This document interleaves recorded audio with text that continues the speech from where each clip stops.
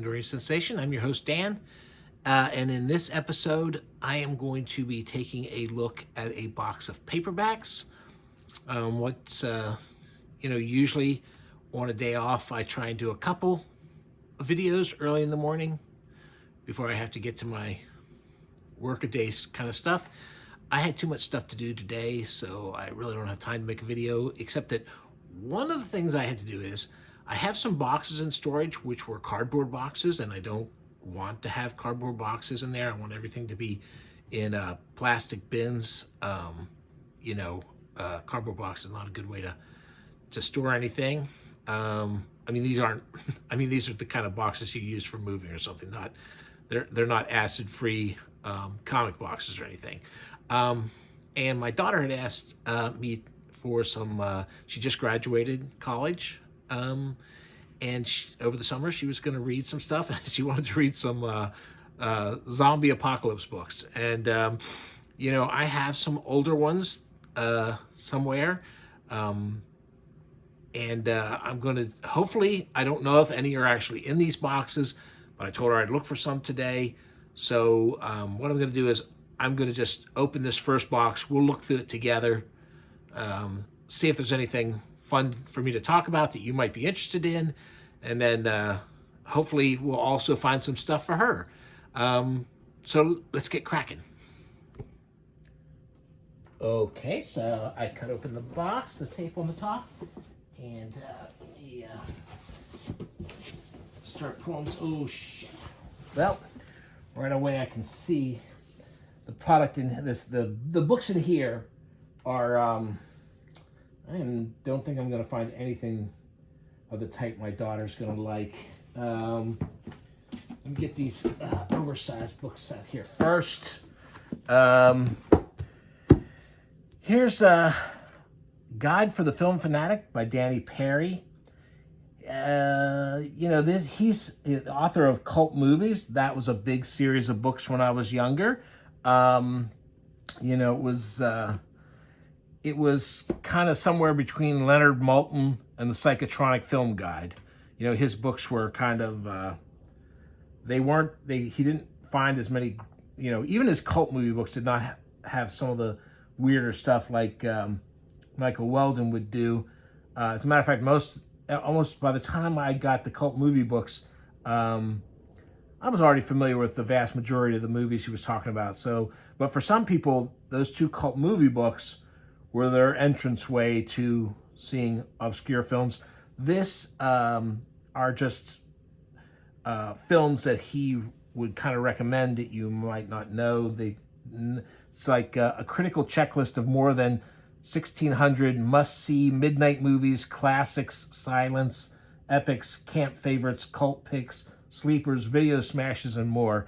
It's kind of a fun book, It's got things like, now, probably, there are probably still people who need to be introduced to like Emperor of the North, which is a great Lee Marvin and Ernest Borgnine movie where Ernest Borgnine works on a train. He's trying to keep the hobos from riding it, and Lee Marvin wants to get himself crowned Emperor of the North, which was kind of like King of the Hobos. The Enforcer, that's one of the Dirty Harry films. But The Empire Strikes Back. It's not, so you see, it's not really, there's a lot of stuff in here that I don't know that too many cult people need to know about.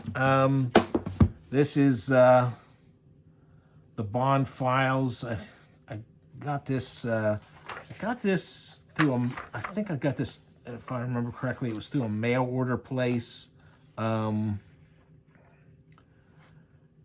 Bertelsmann Direct Market America by arrangement with Penguin Group. Yeah, so this was probably some mail order thing. I don't really remember it that well, but it's 3 James Bond novels.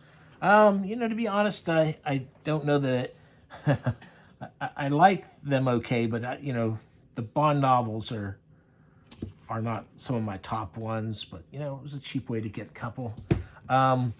This is Barry Gifford. He's a novelist. They also wrote some screenplays then too. This is a great book. It's basically about film noir and newer movies that some people might not consider film noir, but he talks about why he thinks they deserve to be in there. But most of it is film noir, black and white film noir stuff. The Devil Thumbs a Ride and Other Unforgettable Films. It's a great book. He really points out a couple of, he covers most of the film noir. If you're already familiar with those films, he's going to cover some that you're going to recognize. But he also covers some. That I wasn't familiar with. He does occasionally. It seems like he hasn't seen the films in a while before he talks about them. So I don't know. It seems a little hazy. But who am I to talk, right? But one thing that I thought was really funny is I loved David Lynch's stuff, especially that earlier stuff. Like Blue Velvet was a big one for me. So he reviewed Blue Velvet in here, and he goes, talk about noir. This is ugly, brutal, but naive movie. One cut above a snuff film. A kind of academic porn. It's interesting to me that I can never imagine things as depraved as those that occur here, and I've always thought I could get pretty low in that department. Pornography as such simply bores me. As soon as I know what it is, I lose interest. So this movie isn't for me, yet it seems somehow important and worth discussing. So there he cuts Blue Velvet a new one. And when I read this, I almost stopped reading the book. I was like, God damn it. But then I was kind of like, he writes about these other things. So I disagree with him on this. I still think this is a great book. But the funny thing is that then David Lynch read this review, and he decided to make one of Barry Gifford's novels, one of his own crime novels, into a movie, which became Wild at Heart. It's based on a book, Sailor and Lulu, and I think that Gifford himself helped with the screenplay. I don't really remember for sure, but it is weird that he basically hates on Blue Velvet so much that Lynch hires him. So that's a good one. Let me pull out more books at a time. It looks like it's mostly going to be, speaking of noir, David Goodis. This is from Black Lizard. Black Lizard, like when did they... Boy, I got all kinds of little junk stuff in these. Like, so this is like 87, so 80s and 90s, and I think, that's when I was mostly buying Black Lizard's books. They were reprinting a lot of great early crime novels. This David Goodis one, Shoot the Piano Player, fantastic book. And this is where I first got to read a lot of these people. So I love this. I love this publisher. I love the stuff they reissued. Derek Raymond wrote great crime novels. So bleak. So these are tough ones. Tough ones. I think he had 3 crime novels, and then I read a book, a political book. I think it's set in Spain or something like that. Where was it? Anyway, that had elements of thriller to it. That might be in here too. But I highly recommend this. I don't know how easy they are to get. This stuff is probably David Goodis if it should probably be on print on demand, or if not, I bet there's ebooks of it. This is just that's just a great thing. Charles Willeford, this series about Hoke Mosley. This I can't recommend this enough. He died of a heart attack right as he was really taking off with this series. I hear that there was an unpublished book, the last one, that was supposedly like burns the character to the ground. It has a really bleak thing happening in it. I don't know that that's true or not. It doesn't really seem like that's where it would go. He seems like he's being kinder to the character than that. I mean, it's tough. He goes through some tough stuff. I mean, at one point he almost gets raped by this human trafficker. So anyway, they're a great. The first book in the series, Miami Blues, was made into a. It's a good movie, but it could have been better. I think. Well, I won't go into it. I'm trying to breeze through this box, not give too many details. But check out Miami Blues. Check out this series. I think most people would really like it. It's a really great series. Here's one of these little books. They reprinted Ditko stuff. This is, it's printed so small. But, and the layouts are really weird because, Ditko's did great page layouts for his action scenes. But, it kind of works. I wish they would have picked more panels to do larger.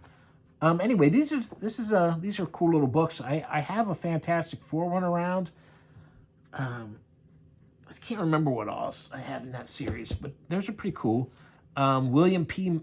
McGivern, another really great series. I mean, I basically only kept really my favorites of these things. So if I'm going through and stuff, it's ones that I thought, like, man, I'll definitely reread that. Just another really great one to look for. There's another Hoke Mosley. This was for a while, anthologies of H.P. Lovecraft-inspired short stories were huge. And, there would be blatant homages, that were more like pastiche, I guess is the word. And then there were other people who would take it so far away, you might even go like, wait a minute, is this really have any Lovecraft to it at all? I can't remember at this point which books are which in here, so I can't really tell you if this is a great anthology or not. But I kept it, so I must have liked at least some of it. Henry Miller, Under the Roofs of Paris. This starts off with a chapter in a brothel, and it is one of the toughest. There's a place where you go and he's at a place and they have an underage prostitute there it's the description of everything and the sordidness of it. That is crazy. It's just not. I don't remember the rest of the book. I just remember that crazy scene at the beginning. Just unbelievable kind of thing. Member of the Wedding. I have no idea why I have this book. I don't remember ever reading it. It's a little drama book. Nice cover art, but I don't think I would have kept it just for that. I'm not sure what I might have bought a lot of, a little group of books, and this was part of it. I don't know why I still have it. Nightfall's another David Goodis that he did the Shoot the Piano Player book I put out, another Black Lizard one. Again, those Black Lizard books, David Goodis, there was one or two of his books I read that I thought were only so-so, but all the ones that Black Lizard reprinted I think are great. The List of Seven by Mark Frost. He co-created Twin Peaks with David Lynch.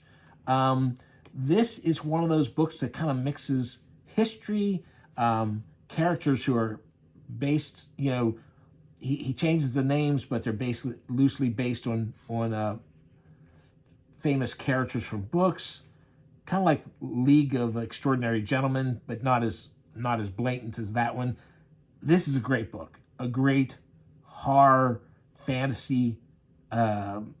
It's a great adventure. He did a sequel, and he kind of brushed it out, I guess, because this was kind of a bigger hit than anybody thought it was going to be. So he did a sequel. I think it was called like The Six Messiahs or something. A lot of people really hate that book, but it's not that terrible. It's just obvious he kind of rushed it out. It's not nearly as good as this. That makes it seem worse than it probably really is. But this book, The List of Seven, that's a great book. I highly recommend that. Deeper. Damn, I don't remember this book. Obviously, it's like, a takeoff on Lovecraft's work. Sea creatures. I don't actually remember. I don't remember it at all. That doesn't mean it's bad necessarily. Oh, this George Kennedy book, Murder on Location, is one of the funniest books. I can't tell if George... The thing about it is, and it's kind of like the way you can like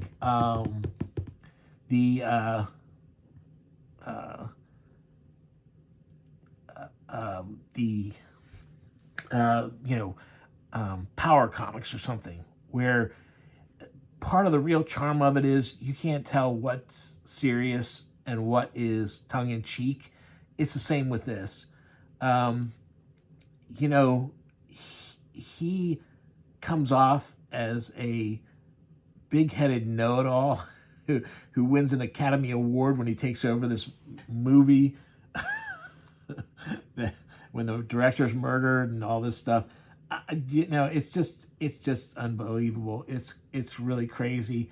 It's really fun. It's well written as most these kind of paperback originals were. I recommend it though. Woody Allen's Side Effects. This is back in those early days when it's like with the movies, the early days when he was funny. This does not have the thing I thought it did in it. So I'm not really sure about this one. I haven't read this in forever. I like the one about Dracula coming over and realizing he's come out during an eclipse. Footprints of Thunder. There's a time rift. Dinosaurs show up in modern days, and some people go back to the dinosaur days. I don't know what happens to the people who went backwards. I don't know. I think it ends with things not resolved. But there is some cool dinosaur stuff in it. I remember it as being kind of fun. That's good. That's a nice cover too. Dark Detectives. This is a book that you see Clive Barker, Neil Gaiman, Brian Lumley, Kim Newman, Peter Tremaine. So it's all people you'd recognize, and most of these guys have done things that mix detective fiction with horror, Lovecraft, occult stuff. And so, I actually really like this. I like that kind of stuff. Mixing noir with horror. Although most of the times when people do it, like what's the one? There's a really popular series. Now for the life of me, I can't think of the guy's name or what it is. But he goes way over into the, too far into the fantasy stuff and not enough. Doesn't stick with the horror enough for me to like it. But this is a good one. The Wolfman.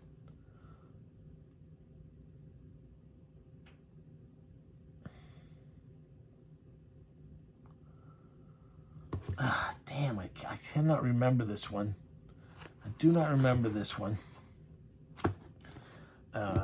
Anyway, I might have to try and read it. What happens is a lot of times I don't remember them, and so I go like, maybe I never read it, and then I start reading it, and then I go like, oh yeah, I do remember it.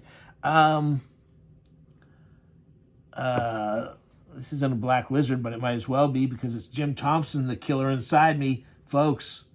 This is a really, a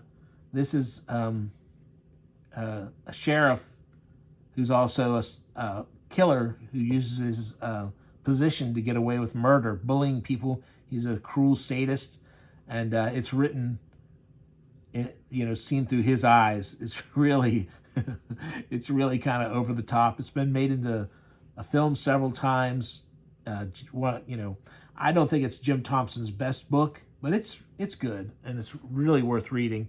Wild Town is another Jim Thompson. It is a Black Lizard, and this is a good book. You know, here's an ex-con is hired by an aging millionaire and his sex-pot wife to do a job, but it's nothing compared to the job they do on him. That's a good good byline, but this isn't one of the better covers they've done for their stuff. Let me pull out another batch of stuff. Let's see. Dang, this box almost fell over. Oh, so here's this. At one point, I want to say this is this is 72. So this is the first time, you know, I was really into underground comics, and in one of the underground comics, this is when I was way too young. At one point, I saw ads for underground comics in National Lampoon, which I started reading. I saw National Lampoon. I saw their first issue when it came out, and whenever I could, I would sneakily buy it. Whenever I thought I could get away with it, so I had National Lampoon. In the National Lampoon were ads for underground comic samplers. Oh man, I don't have my So I hated sending away for stuff through the mail. I think by that point, you know, the only thing I'd really sent away for was Ray Harryhausen had come out with a book, the Film Fantasy Scrapbook. I sent away for that, I know. And I did subscribe to Famous Monsters. But anyway, I sent away for underground comics. And I loved them. You know, they were sampler packs. I think it was 4 or 6 maybe comics. If I had my National Lampoons, I could look and see what they were. Anyway, I eventually got like 3 of these sampler packs, and they were great stuff. Of course, they had some Zap. They had all different kinds of stuff. And then my stepfather found them, and he confiscated all my National Lampoons and my undergrounds, which I had hidden.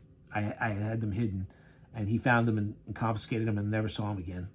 Of course, what did I do? I started immediately trying to repopulate my collection of undergrounds. But in one of the undergrounds, there was mention of the Tijuana Bibles. Somewhere I read about Tijuana Bibles. So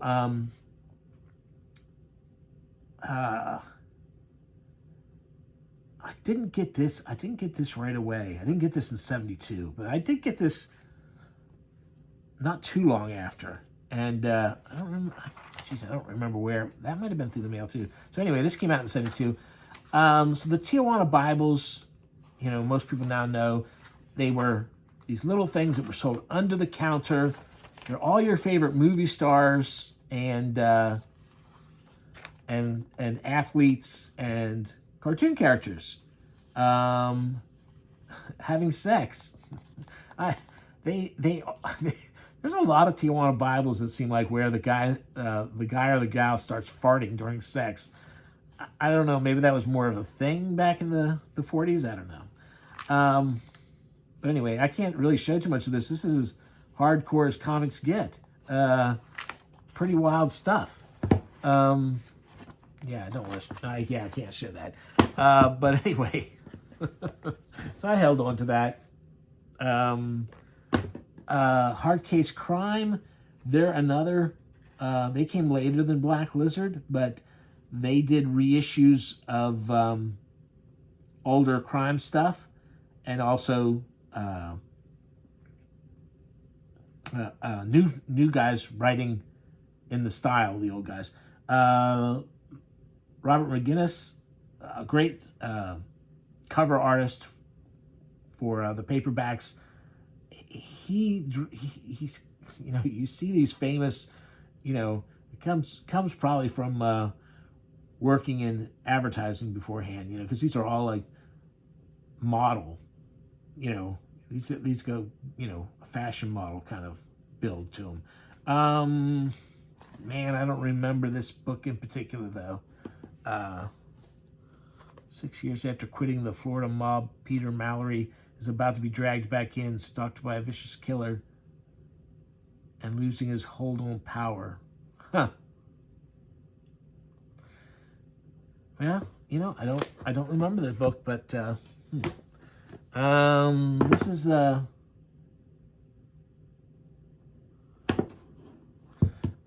got this copy of Dracula one night when I was looking around at Tower Records, I think they had it for like $1 in their cutout. You know, they had some cutout stuff, and this was like $1. I'm not sure why Tower Records has it. I see in the whole, you know, that's a British they're kind of like Tower Records in England, and they're pushing a DVD about Dracula. Anyway, yeah, I just bought it because it was $1 and I hadn't read it for a while. From the Heart of Darkness by David Drake. Is this the shorts?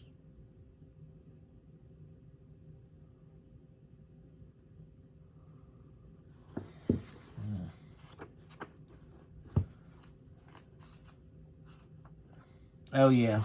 Okay. Yeah. This is a fun one. That's a fun one. I don't remember it enough to talk about it too much, but it's a pretty cool one. Philip Jose Farmer. He's kind of like, I haven't read that much of him.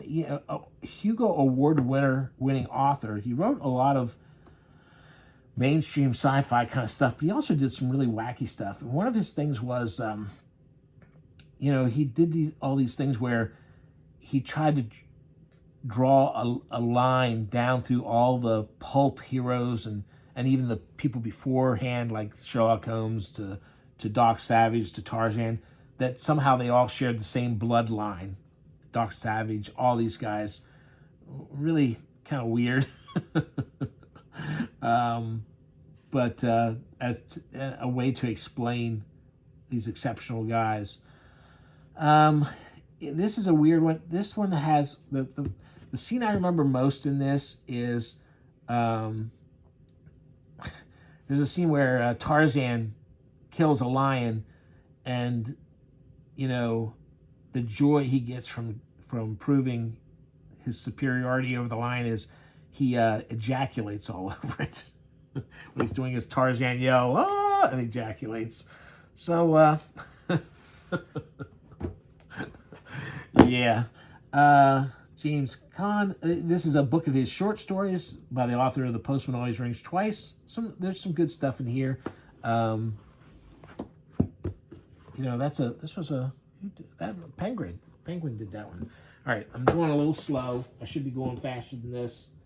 I'm going to try and pick up the pace. Boy, there's no one's going to watch this till the end. Let's see here. Conan the Wanderer. This is one of those ones El Spring de Camp and Lynn Carter finished off. Honestly, I don't remember that. I don't remember this book. I probably, you know. This is T.E.D. Klein, who didn't do very many books, which is too bad because I really like his stuff. This book, The Ceremonies, is kind of like, who is it, Menchin? There's a guy who was a big influence on Lovecraft. And this reads like one of his, you know, this looks like heavily influenced by him. A family moves into a remote house out in the woods, and it is a crazy slow burn. And, you know, I know some people who also read it and thought, you know, not enough happens to justify reading this book. It is long for this kind of thing. I enjoyed it. I'm not saying it's a lost masterpiece or anything, but I think it's really worth reading if you're, you know, the creepy idea of, you know, hidden little creatures living in the woods and interacting with these people. Here's a biography it's about Jane Mansfield, who, it's got some pics of her.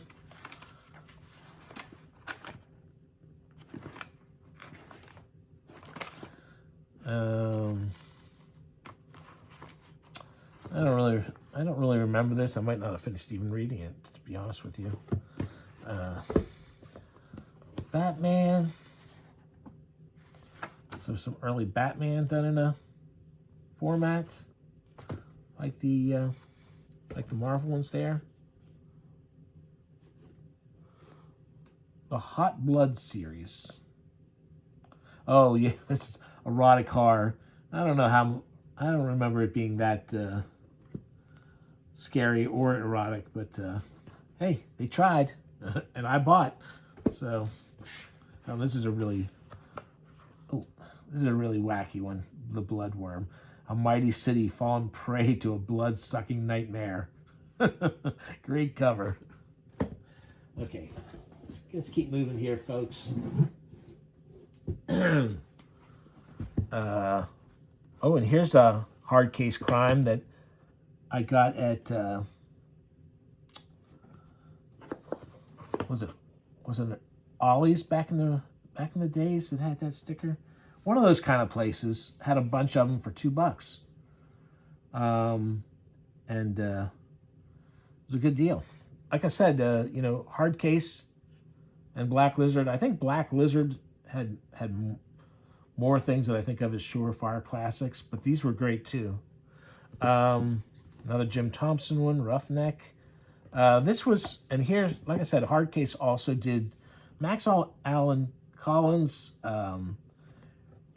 did the graphic novel Road to Perdition, and he did the comic Miss Tree, but he also did this series.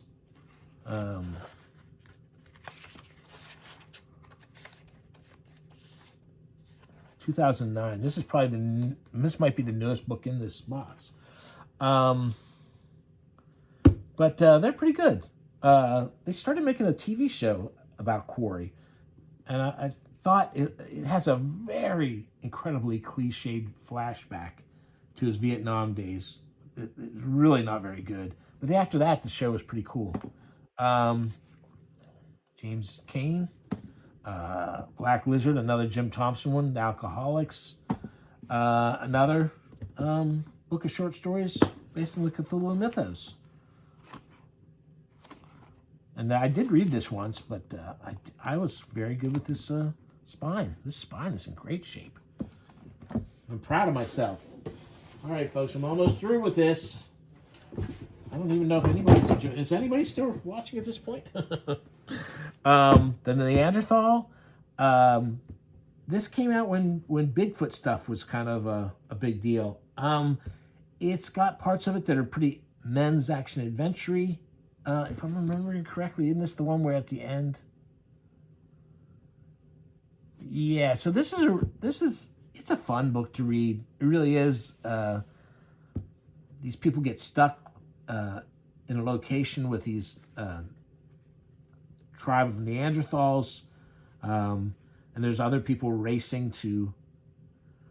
I cannot remember why those guys want to find them and why they feel like they need to kill the other people who are in on the discovery. I just don't remember. I'll do that one. Da, da, da, da, da. Another Hoke Mosley book. I'm telling you, folks, you got to do the Hoke Mosley.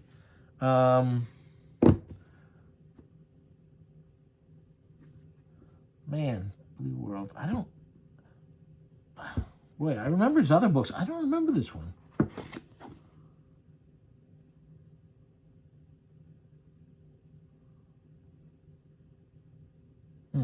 Yeah, the back doesn't really provide anything. This is one of my favorite fantasy series. As you can see, I don't really read a lot of fantasy, but this Glenn Cook stuff, the Black Company, this is the first, I think he did 9 of these altogether. The first 3 are really great. The second 3, they're all right. The final 3, because he did them as 3 groups of 3 trilogies groups. Like I said, first 3, I highly recommend. It's about, the conceit that it starts off with is there's a group, the Black Company is a group of mercenaries, and they get stuck between warring battles. They're trying to work with different magic users. These powerful wizards and witches and warlocks and stuff are all, regular humans are trapped between their giant battle, and these guys, you know, it's seen from the point of view of the grunts. You just have to kind of sit back and take it when these all this magic is going on. It's a good series. Like I said, the first three definitely. Delta of Venus by Anais Nin. Some of this, you know, talks about it being erotica, but and some of the stories, they kind of start off strong, but then some of the stories, I think, you know, nothing all that. You know, it's mostly famous because she was 50 years ago, Anais Nin created the female language for sexuality. She did it for a wealthy male patron for $1 a page. Delta of Venus, filled with seductive, erotic, and full-bodied writing, reveals Anais Nin as a woman and writer ahead of her time. Like I said, I mostly bought it. You know, I only know of her because she was associated with Henry Miller. Remember, he's got that one. You know, you know who Henry Miller is probably, and I talked about that Under the Roofs of Paris book. Okay. Moving on, there's a book called The Nest. I think this was just reissued like a couple years ago. It's kind of a notorious kind of book. It's about killer cockroaches. They made a no-budget movie about it that was, I don't know how big a hit it was. The main thing I remember is that the author of it, really paints, there's some people who have come to this little, it's set on a little island up, is it up near, up near Cape Cod. And people get trapped on the island with killer cockroaches during a terrible storm. And the cockroaches are just swarming and eating people. And they've bred so fast that there's giant pockets, nests of them living on the island. There's a couple of hippies that come to the island to get high and just hang out and enjoy nature. And the author paints them as like total scum of the earth, and, who get so high and wasted that the insects make short work of them. And one guy gets high on something and starts having sex with a muddy hole in the ground. And the cockroaches hear the rhythmic thumping as he's having sex with this hole, and they come and eat him.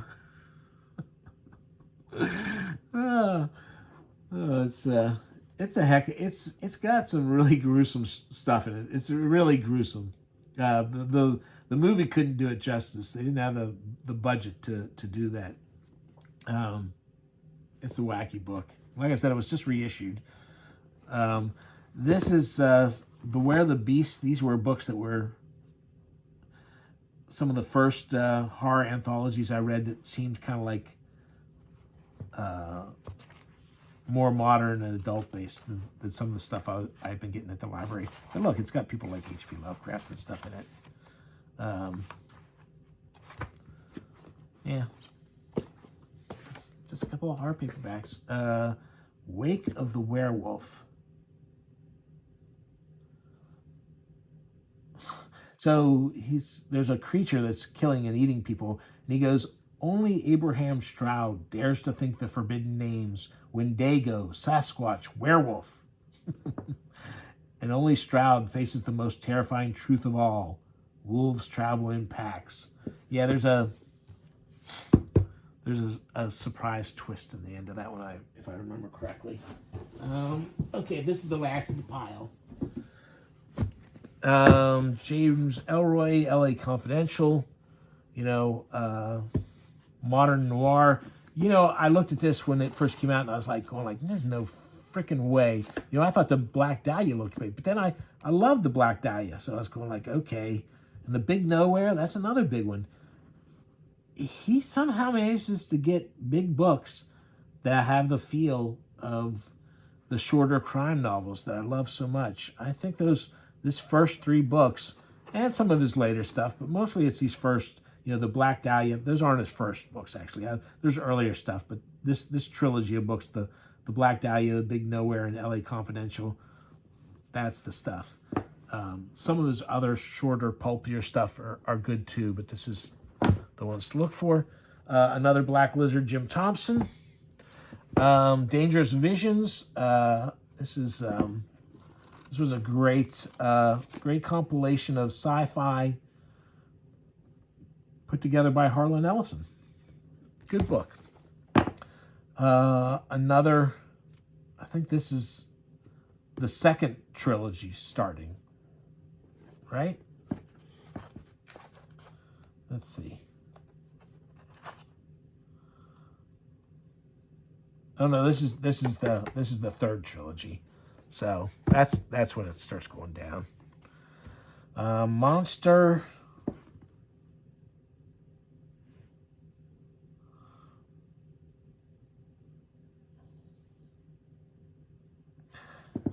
Yeah, I'm not sure. I think this is the one where they're genetically modified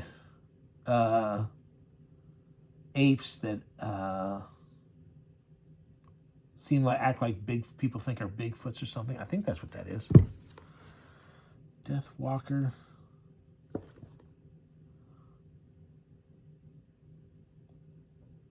Yeah, this is another one where the hero of the book seems kind of like he's as capable as like a men's adventure kind of guy. So,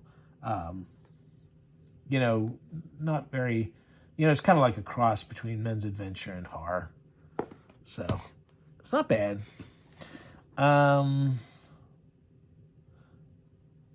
This I got, you know, I don't know if I ever read The Alchemist. The first book, Fangs of Morning, a lot of people think that The Night Stalker by Rice, you know, that they based the Kolchak the Night Stalker things on. This came out first. This came out a couple years beforehand, The Fangs of Morning, and it's about somebody investigating a modern vampire. It has, I think you probably would have had some of the same kind of scenes. Anybody who said, I'm going to make a realistic modern vampire book. So I think you would have had many of the same scenes if you had just been thinking along these lines. So I don't necessarily know that Rice ripped off this guy, but there are a lot of correlations between, you know, if you look at the stories side by side. But Fangs of Morning I thought was a good book. I don't remember The Alchemist, though. I don't. And the last one, Jeff Strand, Dweller. Toby was a boy first son. Oh, yeah. A kid who helps feed creatures in the woods. Feeds them people. It's fun. There's some cool stuff in it. Well, that's it. Doggone it. I hope you liked this video because, in fact, I did not find anything for my daughter, which was part of the reason to do this.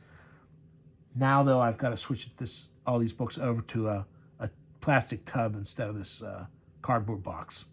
Anyway, have a good day.